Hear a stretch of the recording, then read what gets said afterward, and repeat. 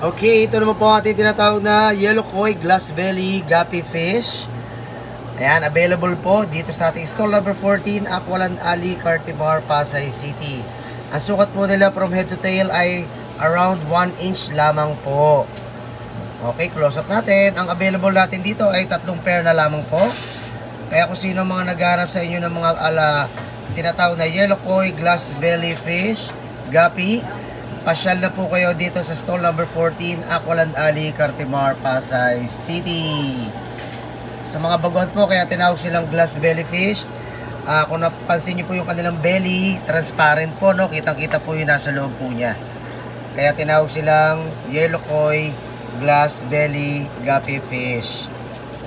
Okay. Mga short body rin po sila, ha, mga kahabis, mga kalodi. Short body. Okay. Medyo close up pa natin para mas kitang-kita niyo po ang kanilang itsura. Oy. Yan, pag naka-close up po, ganyan ang itsura ng female. So, itim na itim po ang kanyang mata at tingnan niyo naman ang kanyang itsura. Ang ganda. Oh, yan. Yan po sila, alright? Okay, ngayon ang male, ayan naman ang male. Nasa na yung male? Yung male masyadong malikot eh, oh.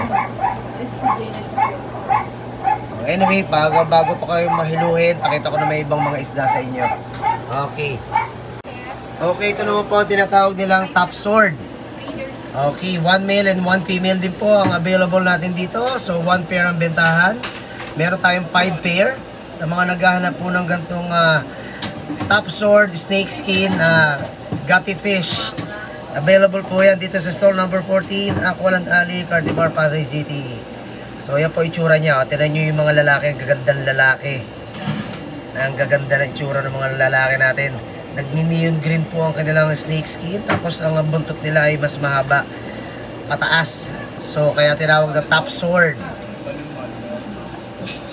So, ang sukat po ng ating top sword natin, male at female, more or less na nasa 1.5 inches. So, mas malalaki ang female kaysa lalaki. Okay. Alright, ganda, no? Okay. Ang available natin dito, 5 pair lamang po, okay? Dito lamang yan sa stall number 14, Aqualand Alley, Cartimar, Pasay City. Kita-kita po tayo. Oh, ito naman po ang tinatawag na wild koi, glass belly, guppy fish. Wild koi, glass belly, guppy fish. So, ganoon din po yung belly ng mga female natin.